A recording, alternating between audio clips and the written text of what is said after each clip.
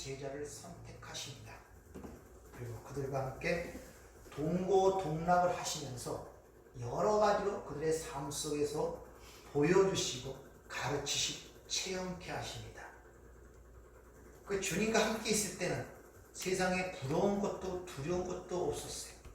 오병이의 기적을 통해서 먹이시는 것도 보셨고, 각색 질병을 고쳐주셨고, 죽은 자를 살리고 물리를 걷고, 그로 인하여 수많은 군중들이 예수를 따르며 임금으로 삼으려는 그 상황 속에서 주님과 함께 있었기 때문에 무서울 것도 두려울 것도 없었습니다. 근데 그 주님이 떠나가신다는 거예요. 그러니 어찌 그 제자들의 마음에 근심이 없겠습니까? 이제 그들을 지켜줄 선생이 떠나신다는 것입니다. 세상의 공경으로부터 막아줄 사람도 없고, 이 바리새인과 사두개인의 공경으로부터 옹호하고 변해줄 사람도 없었던 것입니다. 그리고 각색 질병으로부터 자유로울 수가 없는 상황이 이르렀기 때문에 어찌 제자들이 걱정을 안 해야 할 수 있겠습니까? 그래서 14장부터 16장까지 예수님의 유언적 설교가 계속 기록되는데, 14장 시작하는 것도 너희는 마음에 염려하고 근심하지 말라, 두려워하지 말라는 말로 시작하고, 16장도 그 환난에 대해서 얘기하고 또 마지막도 환난으로 끝나는 것을 우리가 볼 수 있습니다. 그렇게 제자들의 근심과 고통을 주님께서 아셨기 때문에 바로 그 안에 성령에 대한 이야기가 삽입이 되어 있는 거예요. 그러니까 우리의 근심과 걱정과 성령의 오심은 밀접한 관계를 갖고 있다는 것을 우리에게 보여주십니다. 그리고 그 성령이 올 때 바로 성령께서 너희의 근심을 기쁨으로, 너희의 환난을 평강으로 바꿔주신다고 지금 말씀하고 있는 것입니다.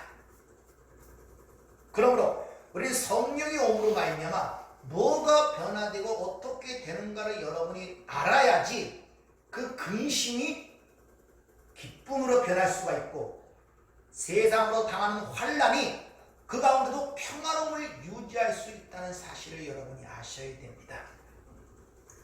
그 성령이 오는 것은 이제 주님이 육체로 계실 때와 다른 상황을 얘기하는데, 세상은 그를 보지도 못하고 알지도 못하는데 너희는 그를 안다는 것입니다. 이런 이야기를 통하여 주님이 이 땅에 육신으로 계셨을 때와 성령으로 우리 안에 내주하실 때와 새로운 시대라는 것을 우리에게 보여주는 거예요. 즉 이제 눈으로 보이는 가시적인 그런 시대가 아니라, 쉬운 말로 율법적 행위적 그런 시대가 아니라, 또 다른 말로 죄와 사망의 법에 의하여 지배되는 세계가 아니라 새로운 새 시대가 온다는 사실을 우리에게 가르쳐주고 있는 것입니다. 그렇게 성령 오기 전과 성령 온 이후에 그 새로운 세상의 삶의 변화의 모습을 바로 사도행전이 보여주는 거예요. 사도행전의 오순절 성령이 그들에게 임하자 제자들의 모습이 전혀 달라집니다. 그때는 눈으로 보이고 함께하는 주님이 없었습니다. 그럼에도 불구하고 그들의 담대함과 용기는 사도행전을 통해서 우리에게 잘 보여주고 있다는 거예요. 지금 우리는 그 성령으로 의한 내주하는 그리스도의 영과 함께 내주하는 지금 이 시대를 살고 있는 게 저와 여러분이고, 새 시대를 살고 있다는 사실이 자각이 돼야 돼. 즉, 이 시간과 역사 속에 하나님 나라가 침입해 우리 안에 들어와 버린 거예요. 그러니까 우리는 이 흙에 속한 육신을 갖고 역시 죄악에 관여하는 세상 속에 살고 있지만, 동시에 하나님 나라의 백성으로서 하나님 나라의 삶을 살고 있다는 이 이중적 면을 여러분이 잘 보셔야 신앙생활에 혼돈이 생기지 아니할 수가 있다는 것입니다. 하나님 나라가 가는 것이 아니라 우리에게 온 것이란 말이에요. 우리가 찾아간 것이 아니라 하나님이 우리를 찾아오셨단 말입니다. 이런 생활의 이중적인 면을 여러분들이 분별을 잘 하셔야 신앙생활에 혼돈과 혼란이 오지 아니할 수가 있다는 것입니다.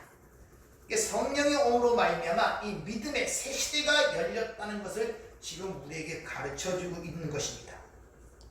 따라서 그렇게 성령을 얻어 새로운 시대에 살고 된 자는 그 전에 옛사람이 살고 있던 시대와 다르게 모든 것을 보게 되는 믿음의 눈을 우리가 부여받게 되는 거예요.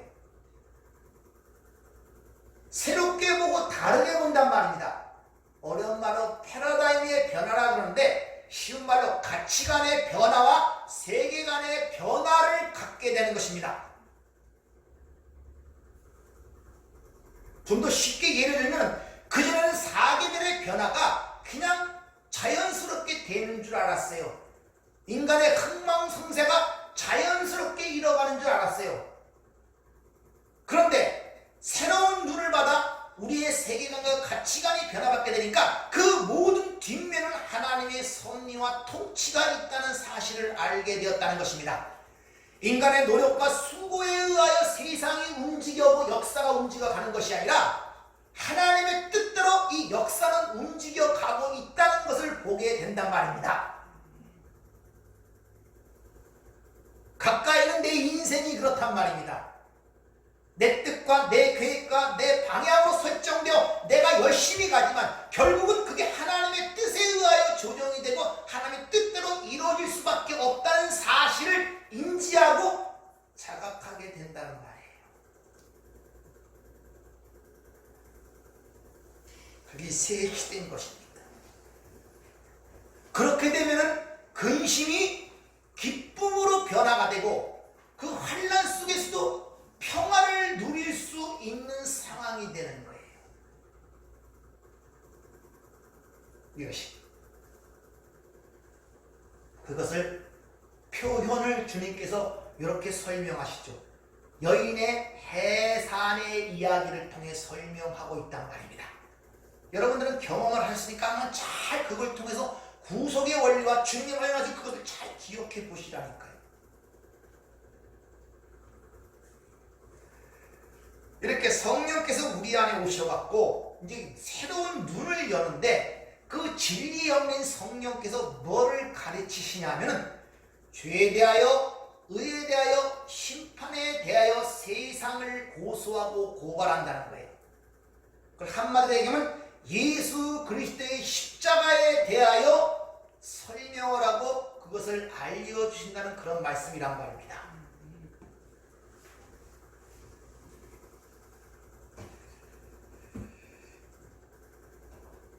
자, 이렇게 우리에게 하나님의 선물로 믿음이라는 것이 우리 안에 들어와서 이제 그 믿음으로 세상을 보기 시작을 합니다. 그럼 그 믿음이 들어왔을 때 이렇게 우리의 모든 시각이 변화받게 됨으로 말미암아 근심이 기쁨으로 변하고 그 환난 속에서도 평화를 유지할 수 있게 해서는 하나님이 우리에게 주신 선물이 믿음이라는 선물, 그 믿음이 견고해져야 된단 말입니다. 왜? 우리 그리스도인들은 믿음으로 행하고 보는 것으로 행하지 않는 것이 신앙생활임을 고린도서 5장 7절은 우리에게 일러주고 있기 때문에 그래요. 그래서 믿음으로 의롭다함을 받고 믿음 없이는 우리가 기도하는 것이 아무런 소용이 없어요. 그러니까 영원한 묵시의 세계를 보고 손으로 만질 수 있는 유일한 수단과 방법은 하나님이 우리에게 선물로 주신 믿음이라는 걸 통해서 보게 되는 거예요. 그래서 히브리서 11장은 믿음은 바라는 것들의 실상이요 실체이며 보지 못하는 것들의 증거라고 이야기를 하고 있는 것입니다. 그걸 통해 보고 만지고 알게 된단 말입니다.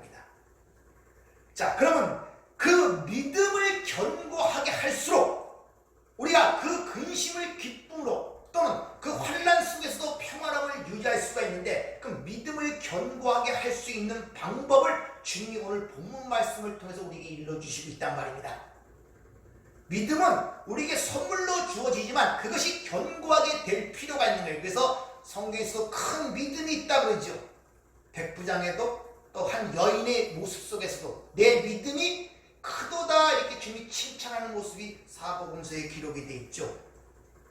자, 하나님께서 그럼 그 믿음을 견고하게 할 때 그 믿음으로만 세상을 이길 수가 있는데 그 믿음을 견고하는 방법으로 오늘 본문 말씀을 통해서 보면 말씀과 기도임을 주님께서 분명하게 우리에게 일러주시는 모습을 볼 수 있습니다.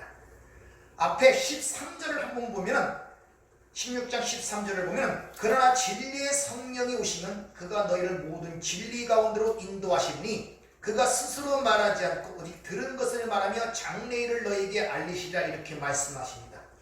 진리의 성령이라고 말씀하시면서 그 진리가 모든 진리 가운데로 인도하시니 그 진리 알레떼이라는 그 단어 앞에 정관사 테라는 그 정관사가 붙어 있어요.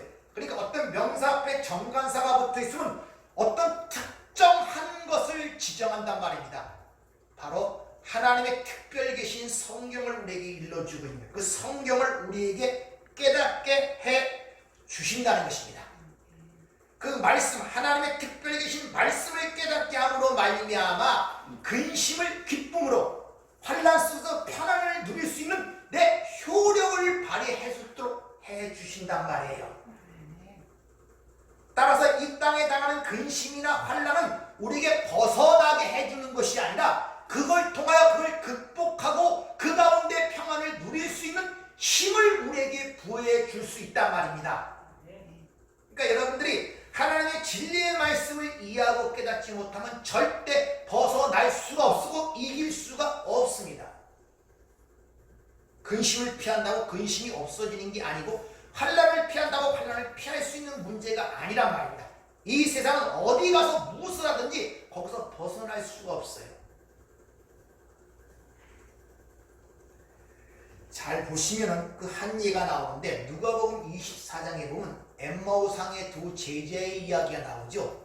예수님이 십자가에 돌아가시자 근심 끝에 예루살렘을 따라서 엠마오로 가는 도중에 부활하신 주님을 만나게 됩니다. 근데 주님을 알아보지 못해요.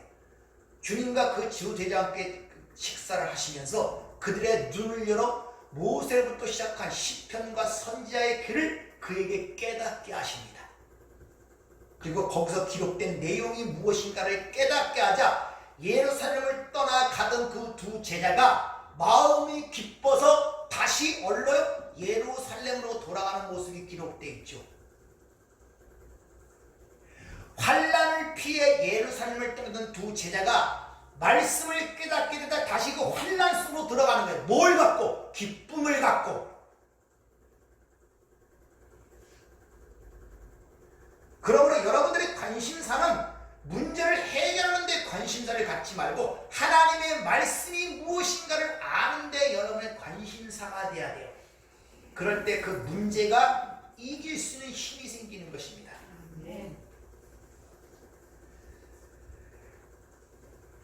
그래서 디모데후서 3장 15절을 보면 성경은 능히 너로 하여금 그리스도 예수 안에 있는 믿음으로 말미암아 구원에 이르는 지혜가 있게 하느니라 이렇게 말씀하시는 거예요. 여기 보면 장래일을 너에게 알리신다는 그 말을 갖고 마치 미래의 어떤 일을 예언하는 것처럼 이야기를 하는 분들이 있는데 그렇지 않습니다. 거기 보면은 이제 엘코메나 그리고 앙겔로 휘민 역격입니다. 너희를 통해서 어떤 것을 고지할 것인데 에코메나 현재 동분사, 현재 중수 디포동사 다시 말하면 현재 이루어지는 일들과 일어난 일들을 너희를 통해서 알릴 것이다 이런 말이에요. 그러니까 저와 여러분들은 지금 이 땅에서 이루어지는 일들과 이루어질 일들을 세상에 선포하는 자들이 저와 여러분이에요. 유일하게 왜 세상이 이 모양이고 이 세상의 결국이 어떻게 될 것인가를 아는 자가 저와 여러분이라니까요. 그래서 모든 피조물이 하나님의 아들들이 나타나기를 간절히 소원한다는 말이 그 말이에요. 왜? 세상은 그걸 이해하지 못하고 지금 가고 있단 말입니다. 거짓말에 속아서. 그러니까 저와 여러분들은 그걸 알기 때문에 그 거짓말이 아니라 진리를 얘기하는 자로서 지금 이 땅에 존재하는 거란 말입니다. 삶으로서 입으로서.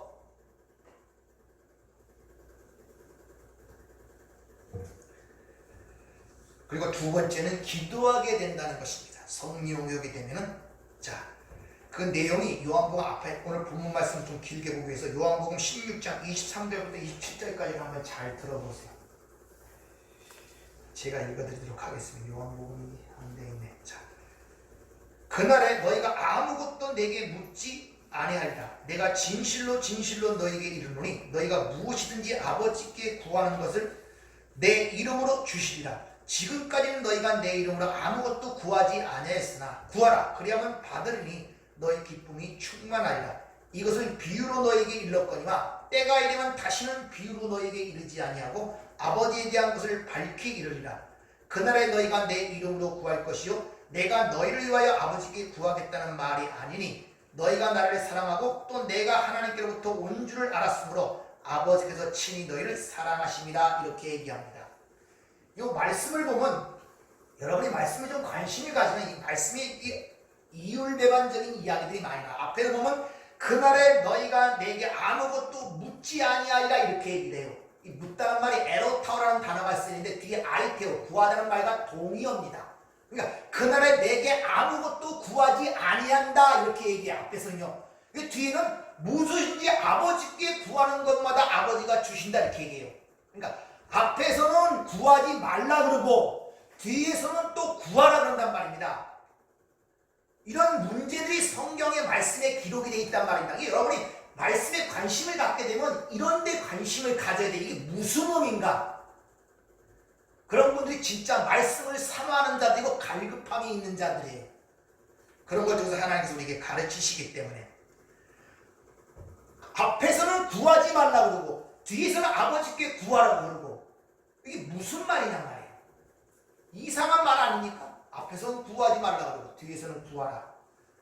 즉 내게 아무것도 그날에 묻지 않는다는 것은 아무것도 구할 필요가 없다는 말과 같은 말이란 말입니다.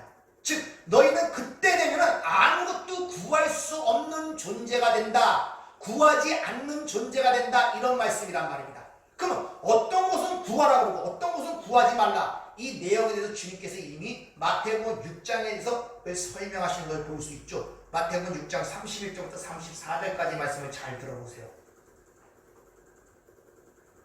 그러므로 염려하여 이르기를 무엇을 먹을까 무엇을 마실까 무엇을 입을까 하지 말라. 이는 다 이방인들이 구하는 것이라. 너희 하늘아버지께서 이 모든 것이 너희에게 있어야 할 줄을 아시느니라. 자, 여기서 구하지 말라니까 구하라는 뜻입니까? 무슨 말이에요? 구하지 말라는 뜻 아닙니까? 이건 다 이방인들이 구하는 것이라 너희는 구하는 그런 것이 구하는 것이 아니란 뜻 아닙니까? 무엇을 먹을까? 무엇을 입을까? 무엇을 마실까? 그런 것들은 다 이방인들이 구하는 것이라. 믿지 않은 불신자들이 구하는 것이니까 그것들은 너희들이 구하는 것이 아니다 이런 말이란 말입니다. 아니에요? 그럼 동의를 해줘야 그 다음에 넘어가죠. 아멘. 무슨 말인가 생각하고 있으면 안 되잖아요. 구하지 말라 소리셔서. 근데 그 다음에는 또 구하란 말이 있습니다. 그러므로 염려하여 이르기를 무엇을 먹을까 무엇을 마실까 무엇을 입을까 하지 말라. 이는 다 이방인들이 구하는 것이라. 너희 하늘아버지께서 이 모든 것이 너희에게 있어야 할 줄을 아시느니라. 그런즉 너희는 먼저 그의 나라와 그의 의를 구하라. 그리하면 이 모든 것을 너희에게 더하시리라. 그러므로 내일 일을 위하여 염려하지 말라. 내일 일은 내일이 염려할 것이요 한날의 괴로움은 그날로 족하니라. 자, 앞에는 이방인들이 구하는 것이니까 구하지 말라 그러고 뒤에는 구하라 이런 말이 연거푸 나오죠. 이걸 통하여 우리가 무엇을 구하는 존재가 되고 구하지 않는 존재가 되는가를 우리에게 지금 보여주는 예란 말입니다. 옛 시대에 살던 사람과 그 옛 시대에서 하나님 나라가 그 안에 침투하여 새 시대에 사는 사람의 차이점을 이렇게 기도하는 모습을 통해 보여주는 거예요. 여기서 보면은 무엇을 먹을까 무엇을 마실까 이봐 즉 세상에 필요한 것들을 구하지 말라 이렇게 얘기해요. 말씀대로 보면 그렇잖아요. 분명히 신자는 세상을 살아가는데 필요한 것들은 아버지께서 아시기 때문에 그런 것들은 구하지 말라는 것입니다. 그건 이방인들이 이 세상에 속한 사람들이 추구하고 찾고 애쓰는 것들이라 이런 말이에요. 그런 것들은 구하지 말라고. 왜? 아버지께서 너에게 있어야 될 줄을 아시느니라 이렇게 말씀하신단 말입니다. 근데 이 말씀도 신자들도 잘 수긍을 안 해요. 어떻게 안 구할 수가 있어? 필요한데 구해야지. 자, 한번 잘 생각들 해보세요. 이 세상에 살아가면서 필요한 것들을 세상 사람들은 다 구합니다. 많은 사람들. 그렇죠? 세상 것을 구하는데 전부 다 넘치도록 구하지 부족하게 구하는 사람이 있습니까? 누구나 인간이라면 전부 다 인간의 욕심에 의하여 세상 것들이 필요 이상으로 많이 구하는 게 보편적 삶의 사람들의 모습이란 말입니다. 그럼 하나님이 그들의 구하는 대로 모든 걸 이루어주고 응답한다면 세상은 작살이 날 거예요. 아마. 질서가 무너질 거예요. 전부 다 많기를 원하지 적기를 원하는 기도가 있겠어요? 그러니까 사람의 필요대로 요구대로 하나님이 다 응답하신다면 세상의 질서가 무너진다니까요.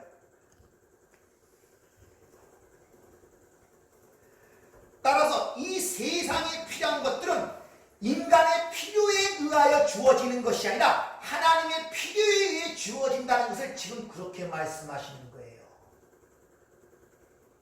인간의 필요에 의해 주어진다면 우리 김영희 집사님이 요구하는 것, 우리 최 집사님, 갈 집사님이 요구하는 것 전부 다 많은 것들을 요구하지 오늘 10원만 필요하겠습니까? 요구하겠습니까?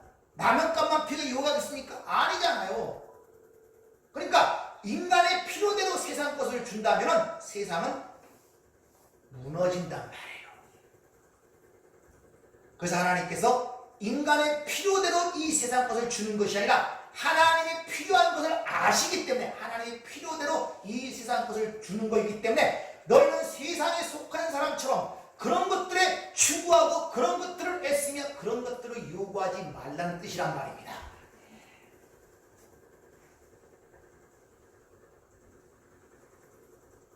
그래서 이 세상에 살아가면서 필요한 것들은 너희가 그렇게 추구하고 애쓰고 거기에 애착을 가질 필요가 없단 말이에요. 그래서 앞에 보면 공중에 나는 새를 봐라, 들에 나는 백합화를 봐라 그러잖아요. 다 먹이시고 입히시지 않느냐.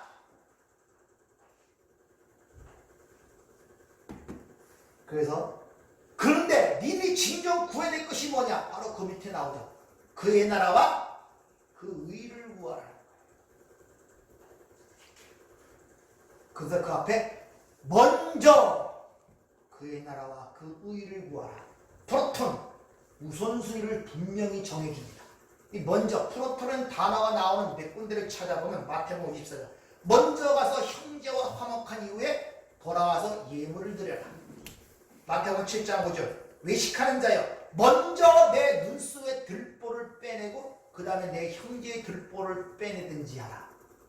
마태복음 23장 26절 먼저 내 안을 깨끗하게 하고 겉을 깨끗하게 하라. 이게 하나님은 내게 정해주시는 우선순위예요. 먼저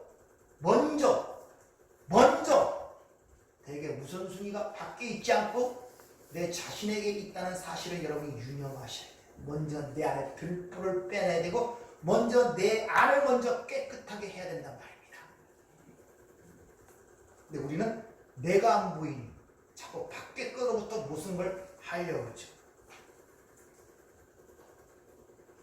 그래서 사람들 신성들을 잘 보면 막 분답하고 막 정신없이 그거 하고 그 이유가 뭔지 아십니까?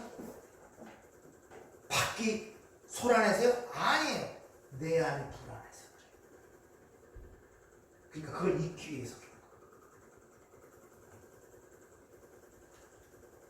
즉 하나님 나라와 그의 의를 구하라. 무슨 뜻입니까? 하나님 나라의 통치에 순종하는 자로 성숙되어지기를 하나님께 구하라 이런 말씀이란 말이에요.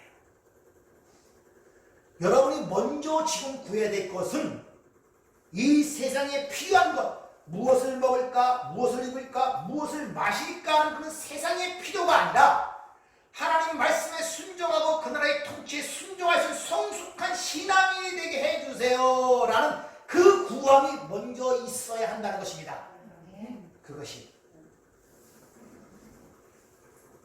그래서 성도는 어떤 면에 있어서는 구할 것이 없는 존재이며 또 다른 면에서는 구해야 하는 존재로 이 이율배반적인 모습으로 오늘 성경에서 기록하고 있는 것입니다. 좀 쉬운 말로 얘기하면 신자에게 필요한 것은 육신적 문제를 너희들이 영적인 시각으로 보란 말이에요. 예? 육신적 필요를. 무슨 말입니까 이게? 너희가 그런 시각으로 본다면 너희에게 지금 당면한 다양한 문제들이 있지 않느냐? 그 문제를 통하여 그 문제를 해결하려고 애쓰고 추구하고 노력하고 구하지 말고 그 문제를 통하여 하나님을 알고 하나님의 계획을 알고 그 하나님의 계시가 뭔지를 알라는데 먼저 너희의 우선순위를 두란 말입니다. 우리는 항상 그 문제가 생기면 문제를 해결하려고 안달복달 하잖아요. 그게 중요한 게 아니란 말입니다. 문제를 해결해 영적 시각으로 보란 말입니다. 하나님의 입장에서 왜 그 문제를 허락하시고 너에게 던졌는가를 통하여 하나님이 누구시며 하나님이 나에 대한 계획이 무엇이냐를 먼저 깨달으란 말입니다.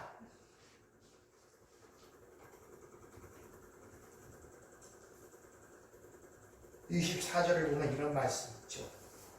지금까지는 너희가 내 이름으로 아무것도 구하지 아니했으니 구하라. 이게 또 다른 말씀으로 설명하는 거. 지금까지는 내 이름으로 아무것도 구하지 기도하지 않았단 말이에요. 그러니까 문맥적으로 보면 지금까지는 기도하지 않았는데 지금부터 기도하라 이런 말씀으로 뉘앙스가 풍겨서 다가온단 말입니다. 아니에요. 유대인들은 기도를 얼마나 많이 하는 분들인데요. 그런 의미가 아니란 말입니다. 즉 지금까지 너희가 내 이름으로 기도하지 않았다 이 말은 너희의 모든 요구와 모든 바람이 예수님의 뜻과 일치되는 기도를 아니했다 이런 말이에요. 여러분이 이미 좀 지나갔지만 기억을 하시면 예수 이름으로 기도한다는 그 의미가 무엇인가를 설명했죠. 기억이 좀 나십니까? 전혀 생각 안 해요. 여러분 기도할 때마다 예수님의 이름으로 기도합니다. 예수님의 기도합니다. 우리가 끝에 그렇게 기도를 마치지 않습니까? 그게 무엇을 의미하는지 아십니까? 무슨 주문입니까? 예수 이름으로 붙이는 것이 아니란 말이에요. 예수 이름으로 기도한다는 것은 예수님의 뜻과 계획을 일치하여 기도한다는 그런 말이에요. 그러니까 예수님의 기도가 되어야 된단 말입니다. 나의 기도가 아니라 예수님의 기도. 그래서 예수 이름으로 기도한다는 것은 예수님의 뜻과 나의 뜻이 같아야 돼요. 그게 하나님의 받으시는 기도. 두 번째는 그러려면 그 예수와 나와 관계가 밀접해야 돼요. 아무도 알지 못하는 사람으로 어떻게 그 이름을 도용하여 기도를 하겠습니까? 세 번째는 그 예수님의 뜻을 행하고자 하는 강한 열정이 있어야 아버지께 구하게 됩니다. 그러니까 우리의 기도는 문제를 해결하기 위해서 무엇을 해 주십시오라는 게 기도의 초점이 되는 것이 아니라 예수님의 뜻이 무엇입니까에 초점을 맞춰줘야 되는 것입니다.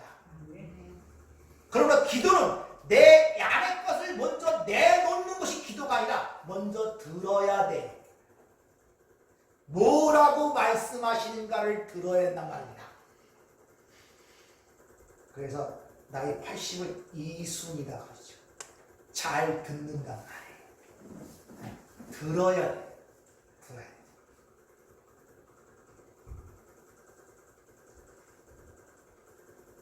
따라서 신앙생활은 제일 우선순위가 먼저 들어야 돼. 여기 삶에 혼동이 오고 불안이 오고 답답한 이유가 뭔지 아십니까? 세상 것을 너무 많이 들어서 그래. 너희가 무엇을 듣는가 스스로 삼가 생각해보라 그러잖아요. 듣는 대로 그 사람의 생각이 형성되기 때문에 그래요. 세상의 자료, 세상의 자원에 의하여 취해진 사람은 그 세상의 자원에 의하여 자기 생각이 형성이 된단 말입니다. 생각이 세상에 의하여 형성되면 세상의 방식으로 행동이 나타날 수밖에 없잖아요.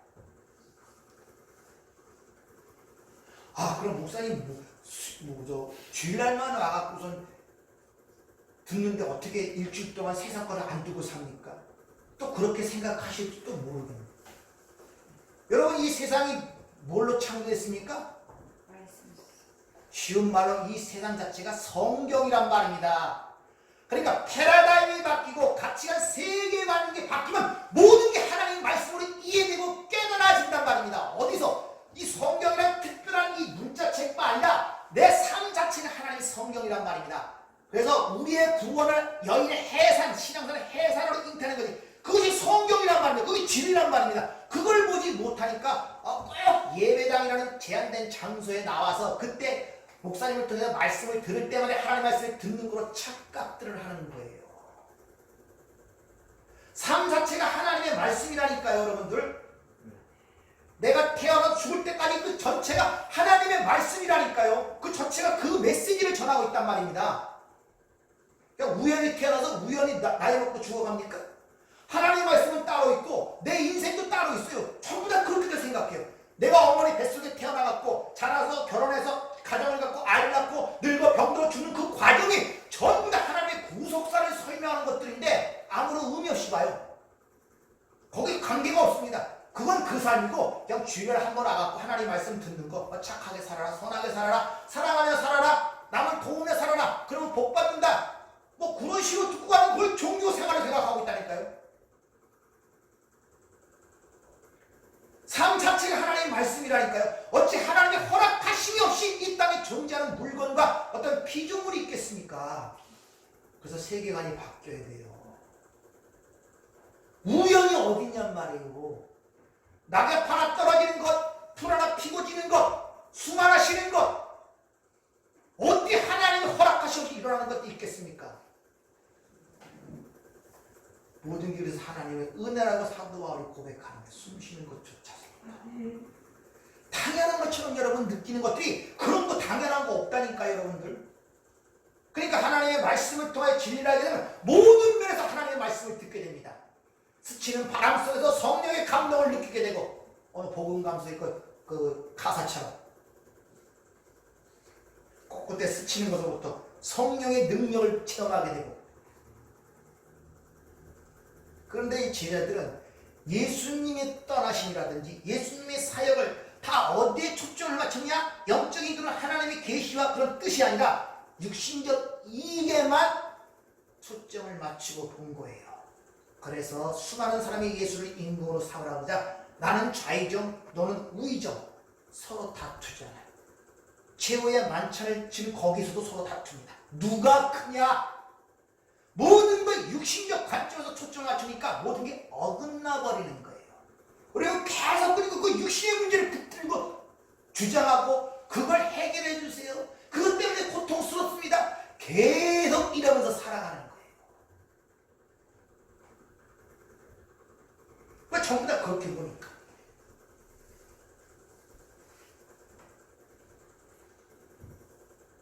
그러니까 지금까지 너희가 내 이름으로 아무것도 구하지 아니했다는 이 말은 내 뜻과 계획이 맞는 기도가 하나도 없었다 이라는 말이에요. 그러니까 오늘 이 말씀을 통해서 우리를 비춰보면 지금까지 예수 이름으로 구한 것이 별로 없는 거예요. 전부 다 내 뜻과 내 욕심에 의한 구함이었단 말입니다. 그 나라와 그 일을 구한 것이 별로 없단 말이에요. 그러니까 지금까지 기도는 그렇게 많이 했어도 전부 다 하나님이 들으시는 기도가 아니고 하지 말아야 할 이방인의 기도들을 하게 된 결과를 낳게 된단 말입니다.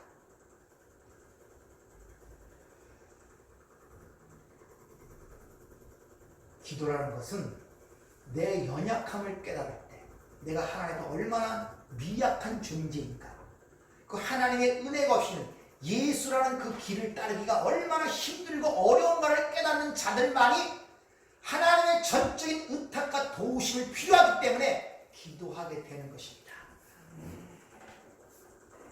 여러분의 삶의 구석구석 하나하나가 하나님의 도우심 없이는 될 수 없다는 사실을 깨달을 때 모든 면에 있어서 움직이는 것부터 밥 먹는 것부터 숨 쉬는 것, 화장실 가는 것, 애 우는 소리로부터 전부 다 하나님의 은혜로 느껴진다는 사실 아십니까?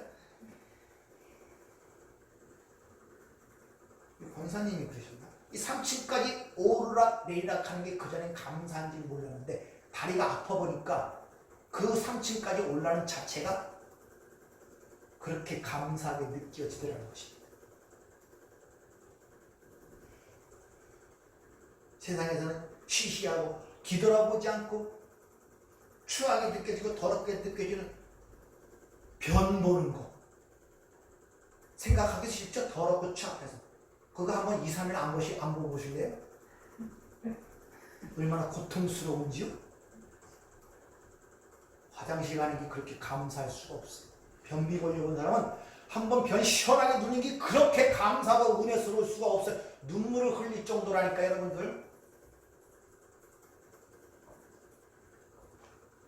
우리는 너무나 많은 것들을 잊고 살아요. 왜? 너무 자기 욕심에 초점을 맞춰서 보기 때문에 그래요. 끊임없이 자기를 사랑하는 것입니다.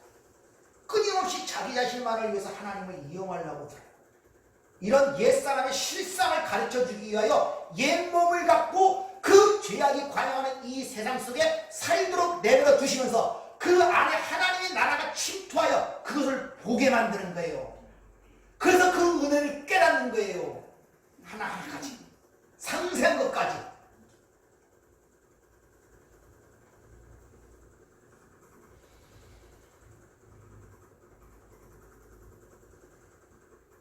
신자들은, 성도들은 여러분이 예수를 믿고 거듭나는 순간부터 새로운 세계를 살아가는 자들입니다.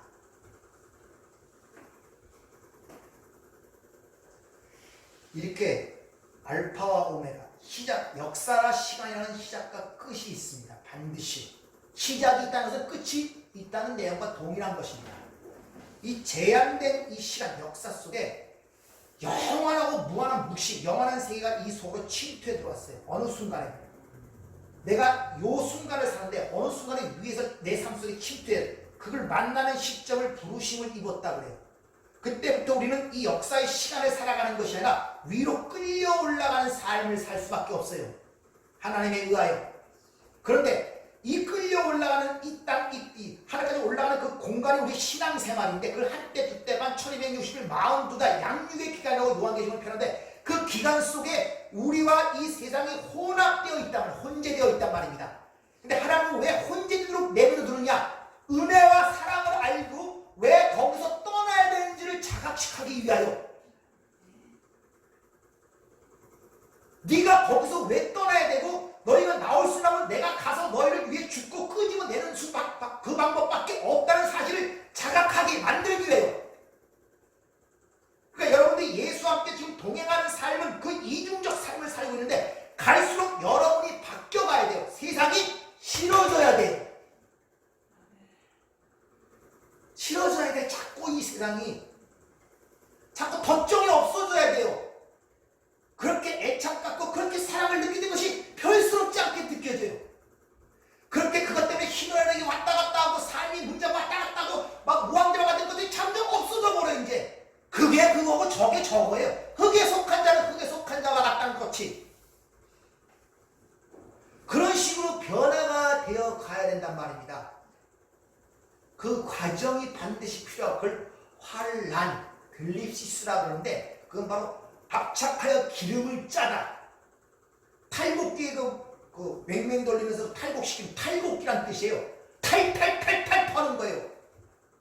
그래서 성도를 정의하기를 큰 환란을 통과하여 나온 자 14만 4천이라는 것입니다. 그게 우리 신앙생활이란 말입니다. 근데 그런 과정 속에서 너무 고통스럽고 힘들잖아요. 근데 그 세상이 주는 고통, 환난, 고난 속에서도 너희가 그것을 기쁨으로 그 능히 이길 수 있는 평안으로 주시는 것을 우리에게 줬다니까요. 그 주님이 나의 평안과 나의 기쁨을 너에게 줬다 그러잖아요. 환난을 없애주는 것이 아니라 세상의 고난을 없애주는 것이 아니라 고난 가운데 기쁨을 누릴 수 있는 것, 환난을 통과해서 이길 수 있는 힘을 우리에게 부여해줬다니까요. 그러니까 여러분 문제가 생길 때, 고통스러울 때, 힘들 때 그걸 피하려고 생각하지 마시라니까요. 그래서 이것을 너에게 이름은 그날을 당할 때 너희가 실족지 않게 하며 이것을 생각나게 해서 너에게 평안을 주게 하기 위함이라고 반복적으로 주님이 말씀하시잖아요.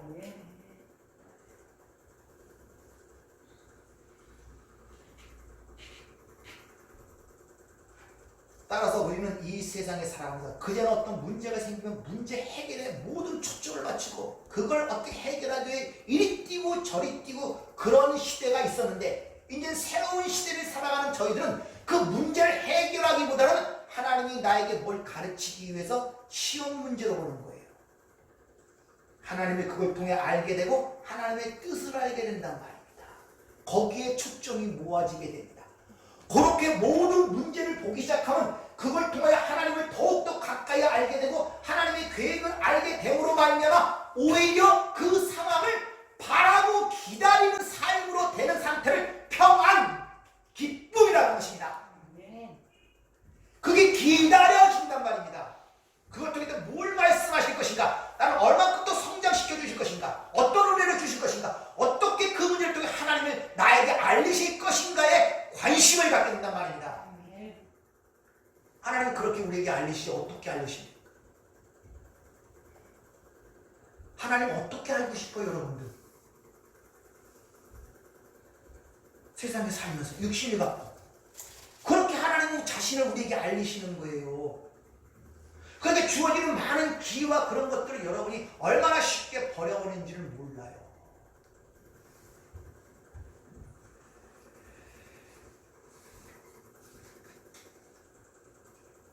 요한복음 4장 32절에 보면 수가성 여인의 이야기 나오는데 거기서 주님이 이런 말씀하시죠. 너희가 알지 못할 양식이 내게 있다는 것입니다.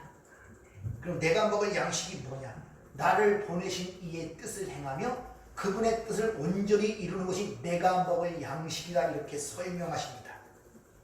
그 양식을 구하라 그러죠. 그리고 요한복음 6장에 가면 오병의 기적을 통해서 설명하시는 가운데 썩을 양식을 구하지 말고 썩지 않을 양식을 구하라 하시면서 그 양식을 썩지 않을 양식을 인자가 주겠다 이렇게 말씀하십니다. 그러면서 그 양식은 내 살과 피라 그러죠. 내 살과 피를 먹어야 영생이 있지 내 살과 피를 먹지 않으면 영생이 없다 이렇게 단호하게 말씀하시죠.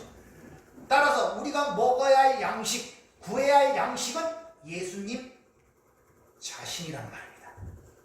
근데 예수님의 양식이 뭐였습니까? 아버지의 뜻을 이루는 것. 그러면 우리가 먹을 양식이 예수님은 예수님의 뜻을 이루는 것이 우리의 양식이란 말입니다. 양식이라는 말은 음식과 다른 의미로 양식은 없으면 죽는 거예요. 음식은 사람마다 기호의 문제지만 양식은 없으면 죽는다는 의미란 말이에요. 그러니까 우리가 진짜 썩지 아니할 양식 그걸 먹지 못하면 죽은 자란 말이에요. 그러니까 아버지의 뜻, 하나님의 뜻, 예수 그리스도의 십자가 다시 말하면 성령이 와서 죄에 대하여 의에 대하여 심판에 대해 그 십자가에 대해서 얘기하는 거라 그랬죠. 그걸 알지 못하고 그걸 먹지 못하면 죽은 자란 말이에요. 따라서 당연히 우리가 먹을 양식이 그것임을 알게 된다면 우리가 구할 기도가 무엇인가가 분명하고 선명하게 드러나잖아요. 아, 땅의 것이 아닌 하늘의 것이구나. 주님 가르친 기도문 중에도 하늘에서 뜻이 이루어진 것 같이 땅에서도 이루어지기를 기도하라 이렇게 말씀하시잖아요. 그럼 하늘에서 이루어진 것이 뭔 줄 알아야 또 땅에서 이루어지기를 기도할 것이고 땅에서 그것이 이루어지는 게 어떻게 일어나는가를 알 거 아닙니까? 근데 거기에 대한 관심이 없으면 우리의 삶 속에서 그런 것들이 하나도 그게 없는 것입니다. 우리의 삶의 모든 것들이라는 것은 하늘에서 이루어진 것, 즉 보이지 않는 것으로 말미암아 나타난 것이지 보이는 것으로 말미암은 것이 아님을 여러분이 자각을 하셔야 돼요. 따라 반드시 하늘에서 이루어진 것을 우리가 찾아고 그것을 구하라 이런 말이에요. 그래서 골로새서 3장 1절에 보면 그러므로 너희가 그리스도와 함께 다시 살리심을 받았으면 위의 것을 찾으라. 거기는 그리스도께서 하나님 우편 앞에 앉아 계십니다. 위의 것을 생각하고 땅의 것을 생각지 말라. 찾으라, 제테오라는 단어는 애써 구하다, 갈망하다, 요구하다는 그런 뜻이 있어요. 니들이 요구하고 갈망하고 애써 찾아야 할 것은 땅의 것이 아니라 하늘의 것이란 말이에요.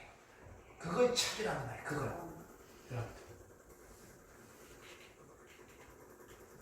빌립보서 4장 6절을 보면 이런 말씀이 있죠. 아무것도 염려하지 말고 다만 모든 일에 기도와 간구로 너희 구할 것을 감사함으로 하나님께 아뢰라. 그리하면 모든 지각에 뛰어난 하나님의 평강이 그리스도 예수 안에서 너희 마음과 생각을 지키시리라. 너희가 그런 감사함으로 그걸 구한다면은 너희 환난을 없애주는 게 아니라 너희 생각과 마음 속에서 환난과 근심으로 인하여 어지러워지지 않도록 그 안에서 평강과 기쁨으로 네 마음과 생각을 지켜주신다. 그런 말씀을 지금 하시는 거예요. 이것이 바로 주님이 말씀하시는 나의 평강, 나의 기쁨이라고 얘기하는 거예요. 우리는 나의 기쁨을 구하고 나의 평강을 구하잖아요. 거기서 떠나란 말이에요. 이 세상에 보이는 것들과 물질과 이런 것들로 인하여 원했던 그 기쁨, 그 원했던 평강에서 벗어나서 이제 내가 갖고 있는 나의 것을 너에게 주노니 그걸 원하고 그것을 구하라, 이런 말씀이란 말입니다. 우리의 삶의 평안이라는 게 다 그런 거 아닙니까? 세상의 물질적인 문제, 세상의 문제에 의하여 어떤 기쁨을 얻으려고 그러고 그것 때문에 평안을 가지라는 게 보편적인 사람들의 속성 아니에요. 그걸로 아니란 말이에요. 그거 나의 평안과 나의 기쁨, 또 다른 말로 세상이 줄 수 없는 것, 이렇게 주님께서 표현하시는 거예요.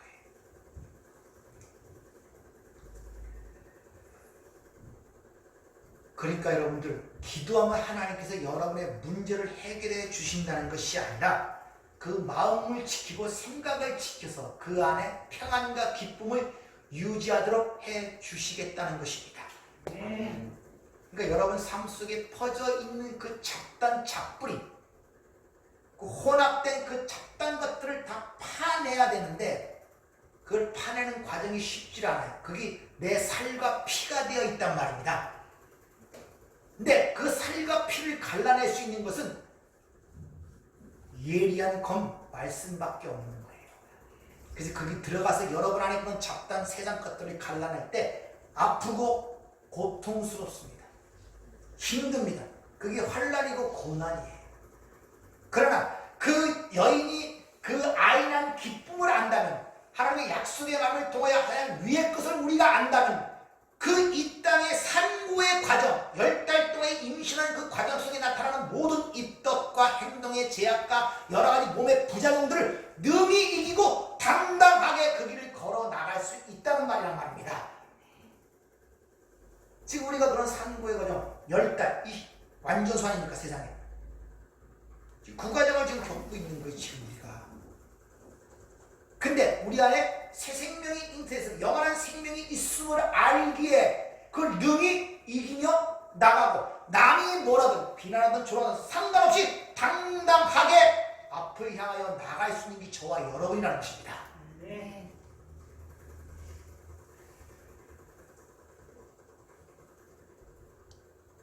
그것이 기적 아닙니까? 남들은 고통스럽고 힘들고 절망하는 가운데 오히려 기쁘고 감사하는 그 삶이 세상과 다른 세상에 속해 있다는 것을 삶으로 보여준 하나님의 백성의 삶이라는 사실을 믿으시길 바랍니다. 네. 제가 카톡에도 올렸듯이 그런 면에 있어서 우리 교회 성도들을 보면 참 힘듭니다. 처음이다. 참 너무 힘들어요. 뭐 진짜 세상처럼은 소망을 가질 만한 구석들이 별로 없어요. 부딪히는 문제, 어렵고 힘든 고통의 문제.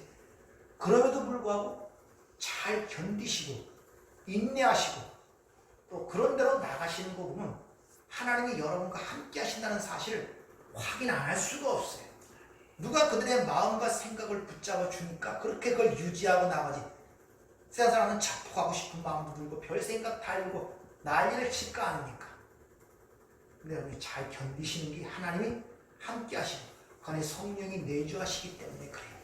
그래서 꼭 넘어질 것 같아도 넘어지지 않고 오뚜기처럼 또 일어나서 이렇게 하나님의 은혜를 감사하며 찬송하는 여러분들을 보고 참으로 하나님께 감사하고 찬양을 드리지 아니할 수가 없다는 것입니다.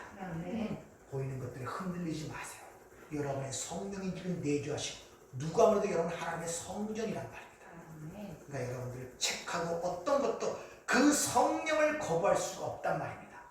그 성령을 꼭 의지하시고 붙드셔 여러분 그 승리의 기쁨을 이 세상의 삶 속에서 맛보시기를 주의 이름으로 부탁을 드립니다.